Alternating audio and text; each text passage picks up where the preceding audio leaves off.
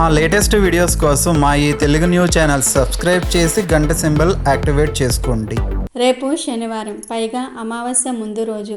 అయితే అమావాస్య ముందు రోజు మందార ఆకుతో ఇలా చేస్తే మీకు ఉన్న అప్పులన్నీ కూడా తీరిపోతాయి. మీరే అప్పులిచ్చే స్థాయికి వెళ్తారు.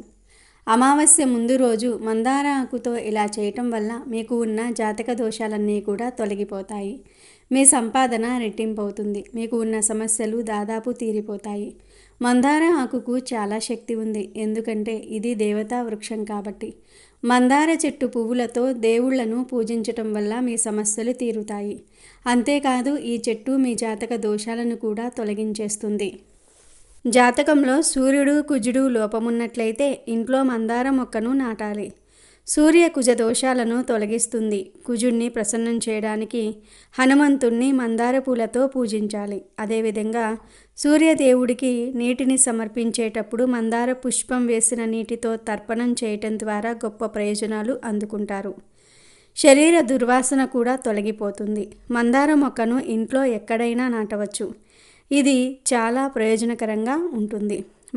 మందారపు చెట్టును ఇంటి ఆవరణలో పెంచుకోవటం వల్ల ఏదైనా వాస్తు దోషం ఉంటే దానిని నివారిస్తుంది. మందారపు చెట్లను ఇంట్లో పెంచుకోవటం అది సానుకూల శక్తిని ఇస్తుంది. ఎరుపు సానుకూల శక్తిని ఇస్తుంది. ఇంటికి తూర్పు దిక్కున ఎర్ర మందార చెట్టును నాటడం వల్ల ఫలితం ఉంటుంది. ఇంట్లో ఉన్న నెగిటివ్ ఎనర్జీని తొలగించి పాజిటివ్ ఎనర్జీగా మారుస్తుంది.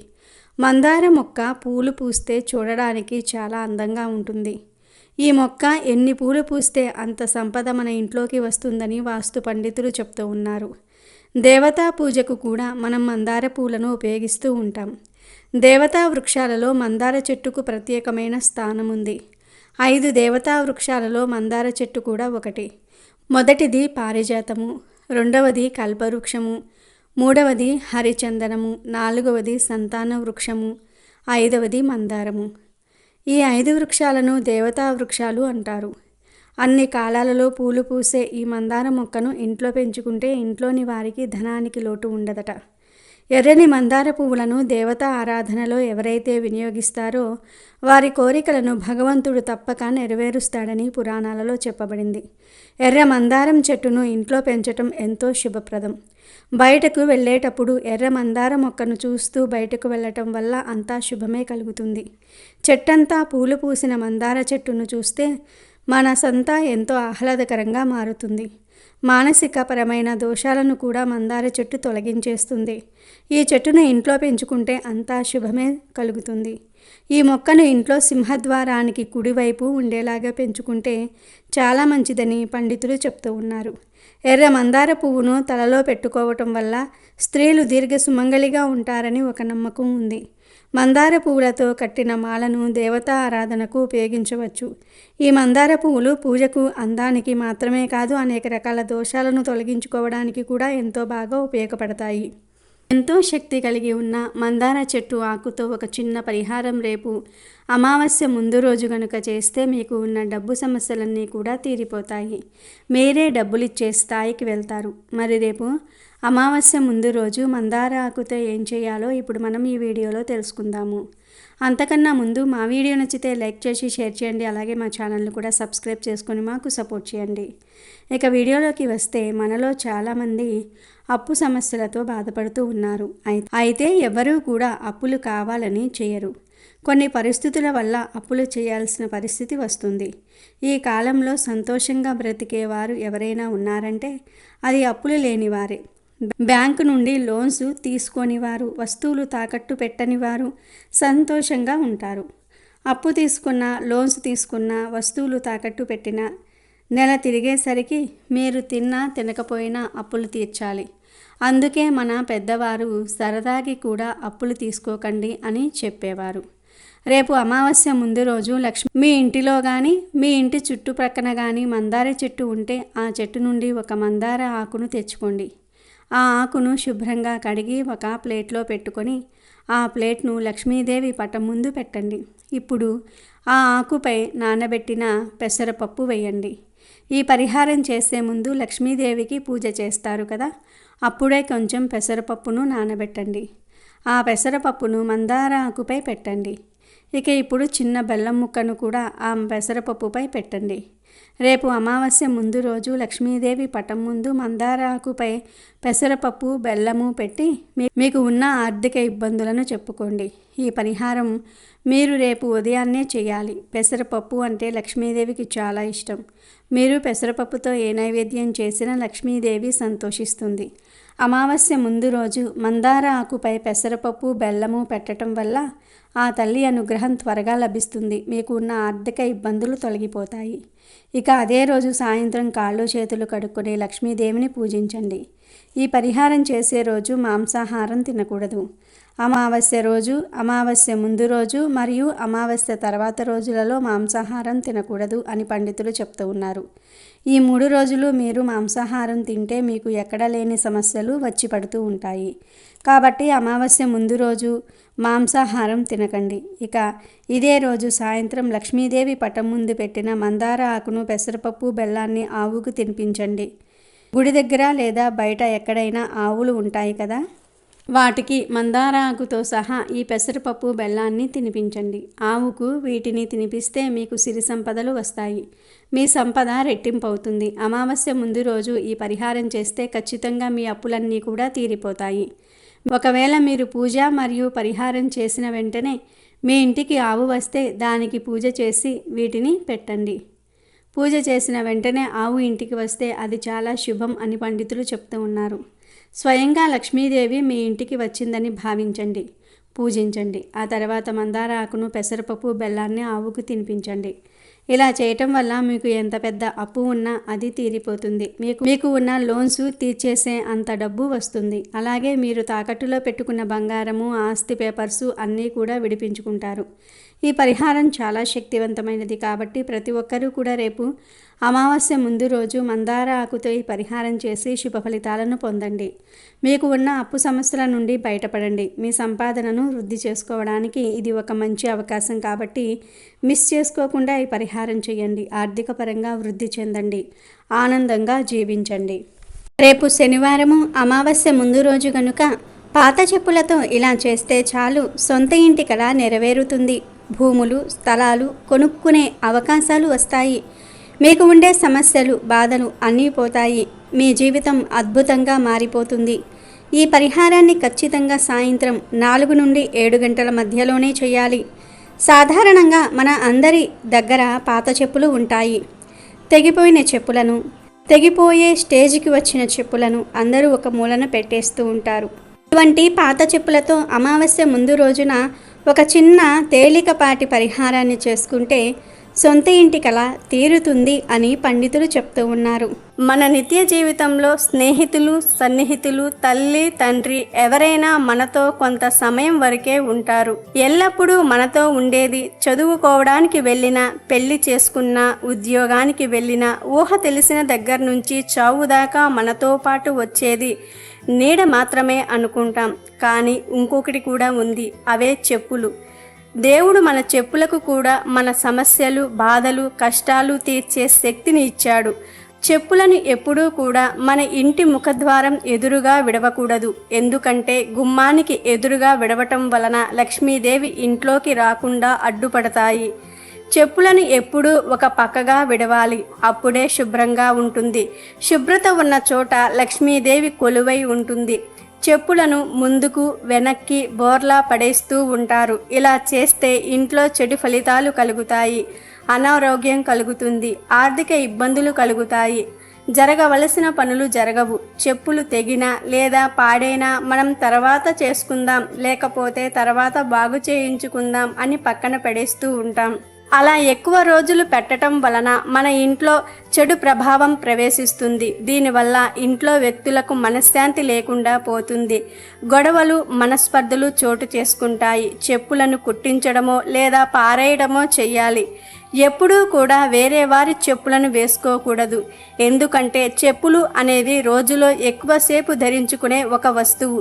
ఎక్కువసేపు ధరించటం వలన మన శరీరంలో ఉండే మంచి చెడుల ప్రభావం వాటిల్లో ఉంటుంది. కాబట్టి ఇతరుల చెప్పులు మనం వేసుకుంటే వారి మంచి ప్రభావంతో పాటు చెడు ఫలితాలు కూడా మనకు వస్తూ ఉంటాయి. చెప్పుల విషయంలో జాగ్రత్తగా ఉండాలి. ఒక క్రమ పద్ధతిలో ఇంటి ముందు చెప్పులను వదలాలి అని ఇంట్లోని సభ్యులకు చెప్పండి.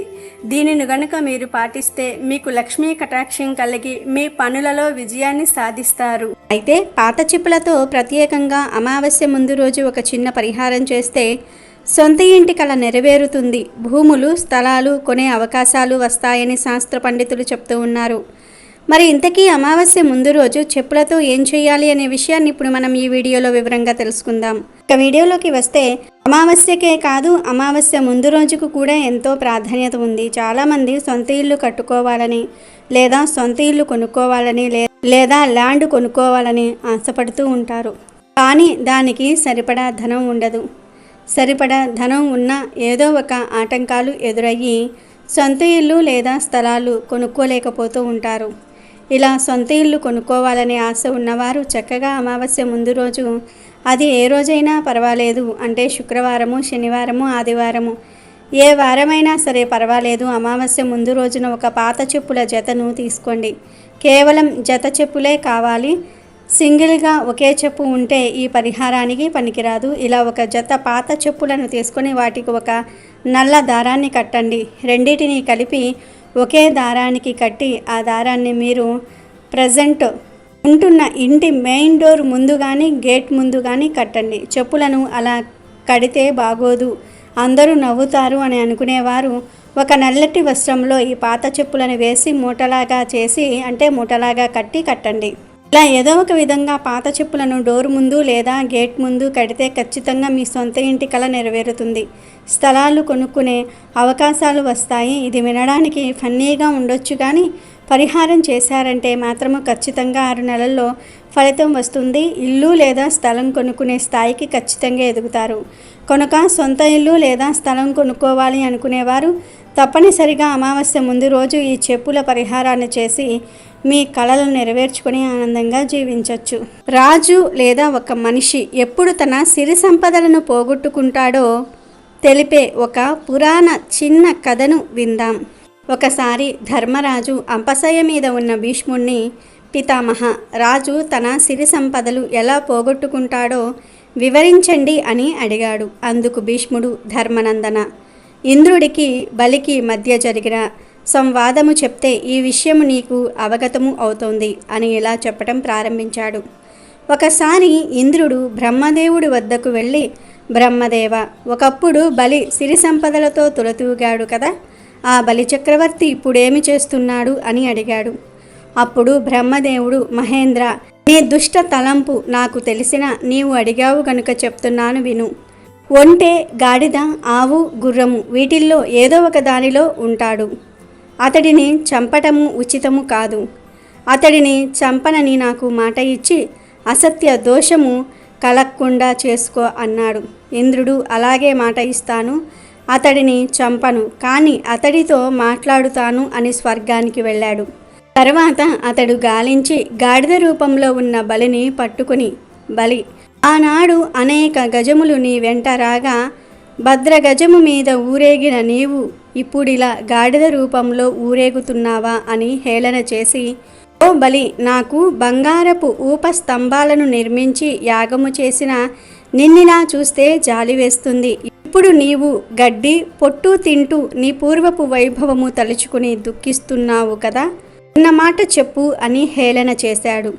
ఆ మాటలు విన్న బలి, మహేంద్ర, నీకు నా వైభవము కనిపించదులే, వాటినిప్పుడు ఒక కొండ గుహలో దాచాను, నాకు తోచినప్పుడు వెళ్ళి అనుభవించి వస్తూ ఉంటాను. నీవిప్పుడు పెద్దవాడివి కదా, మా బోటి పిన్నల సంగతి నీకెందుకు చెప్పు అన్నాడు. దానికి ఇంద్రుడు, అది కాదు బలి, అఖిల భూతకోటి సూర్యరశ్మికి కరిగిపోయే మంచులా ఇలా కనబడి అలా వెళ్ళిపోతూ ఉంటారు కదా, చావు పుట్టుకలంటే అంతే కదా, నీలాంటి బుద్ధిమంతులు వాటికి అతీతులు కదా అన్నాడు. అప్పుడు బలి, మహేంద్ర, వస్తూ పోతూ ఉండే జనన మరణాలకు, సుఖ దుఃఖాలకు, లాభ నష్టాలకు నేను అతీతంగా ఉంటాను. ఇంద్ర బుద్ధిమంతులను బుద్ధిహీనులను ధనవంతులను పేదవారిని తారతమ్యం లేకుండా ధర్మరాజు ప్రాణములు సంహరిస్తున్నాడన్న విషయం తెలిసినవాడు సుఖ దుఃఖాలకు తావివ్వక వాటికి అతీతంగా ఉంటాడు. దేవేంద్ర, నేను ఈ గాడిద రూపంలో పొట్టు గడ్డి తిన్నా నా మనసు ప్రశాంతంగా ఉంది. కనుక నీవెంత హేళన చేసినా నాకు కోపము రాదు. నేను చక్రవర్తిగా ఉన్నప్పుడు నా ముందు నిలబడడానికి భయపడేవాడివి. కనుక నేనెవరో తెలుసుకొని ప్రవర్తించటము మంచిది. వికసించుట వాడిపోవుట విధికృతం. నీలాంటి పెద్దవాడు ఇలా అహంకరించి మాట్లాడటము నీచమైనది.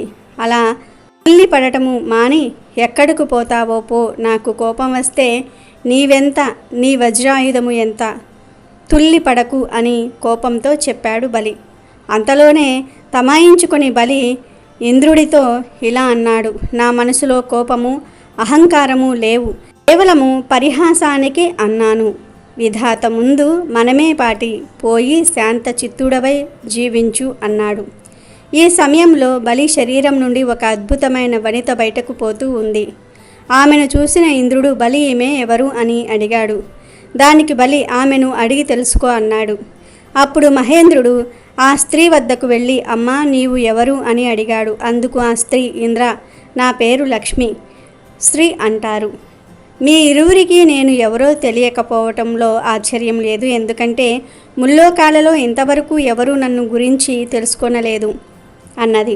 అది విన్న ఇంద్రుడు, అది సరే అమ్మా, ఇప్పుడు ఈ రాక్షస చక్రవర్తి నుండి ఎందుకు తొలగిపోతున్నావు అని అడిగాడు. అప్పుడు లక్ష్మి, ఇంద్ర, సత్యము, ధర్మము, ఇంద్రియ నిగ్రహము, దానగుణము నా నివాస స్థానములు. ఆ లక్షణములు ఉన్న పరాక్రమవంతుడు అయిన పురుషుడి వద్ద నేను ఉంటాను.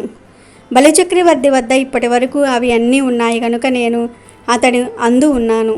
కాలక్రమేణా అతడిలో అవినీతి, బ్రాహ్మణుల పట్ల అసూయ పెరిగాయి. మంచి లక్షణములను వదిలిన బలిని ఇప్పుడు నేను వదిలివేస్తున్నాను.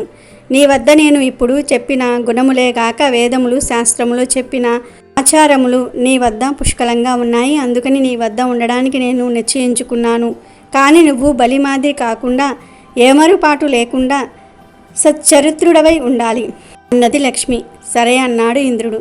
తనను లక్ష్మి వదిలిపెట్టిన తర్వాత బలి ఇంద్రుడితో, మహేంద్ర, సూర్యుడు పశ్చిమాన అంతరించినంత మాత్రాన తన తేజస్సు కోల్పోడు, తిరిగి తూర్పున ఉదయించక మానడు. అలాగే నేను గాడిద శరీరంలో ఉన్నంత మాత్రాన నా పరాక్రమము కోల్పోలేదు.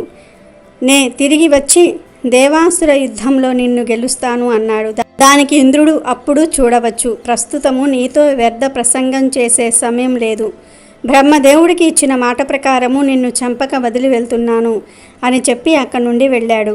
బలి కూడా అక్కడి నుండి దక్షిణం దిక్కుగా వెళ్ళిపోయాడు. కనుక ధర్మరాజా, రాజు ఎప్పుడైతే సత్యము, ధర్మము, ఇంద్రియ నిగ్రహము, దానగుణము విడిచిపెడతాడు అప్పుడు తన సిరి సంపదలను కోల్పోతాడు అనే విషయాన్ని ఈ కథ వివరిస్తుంది అని ధర్మరాజుకు అంపశయ మీద ఉన్న భీష్ముడు చెప్పాడు. అమెజాన్లో బెస్ట్ డిస్కౌంట్స్ కోసం వీడియో డిస్క్రిప్షన్లో లింకు ఉంది, చూడండి. అలాగే మా టెలిగ్రామ్ ఛానల్ సబ్స్క్రైబ్ చేసుకోండి.